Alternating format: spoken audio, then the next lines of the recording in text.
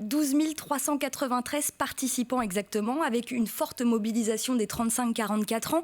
Et le département qui a le plus massivement répondu est la Loire-Atlantique. Alors il y avait plusieurs façons de participer, soit en formulant des propositions, soit en réagissant à celles des autres contributeurs, en votant pour ou contre et en ajoutant des mentions telles que coup de cœur, réaliste, banalité ou surtout pas. En tout, 2315 propositions ont été déposées. Alors l'offre et l'accès aux soins ont été sans surprise les sujets les plus abordés, avec certaines mesures qui ont plutôt fait l'unanimité, comme désengorger les urgences, développer les soins psychiatriques et psychologiques et développer les soins palliatifs. Concernant les moyens à mettre en place, les axes de travail les plus plébiscités sont l'augmentation du nombre de professionnels diplômés chaque année, la priorité à l'humain et non à la rentabilité, augmenter le nombre de lits ou encore donner plus de moyens aux structures du médico-social.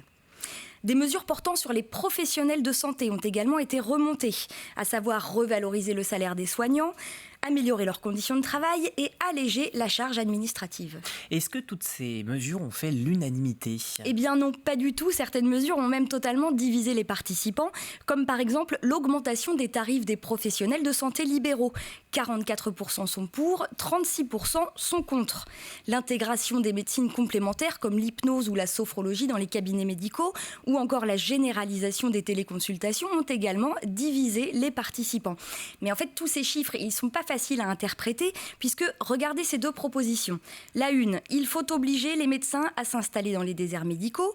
La 2, il faut qu'à la sortie de leurs études, les médecins soient affectés dans les régions les plus pauvres avec obligation d'y rester.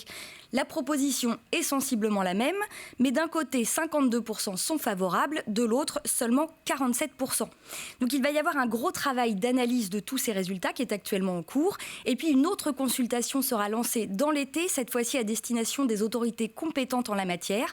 Le tout devrait servir à co-construire le projet de santé régional 2023-2028 qui sera mis en œuvre à partir de novembre prochain.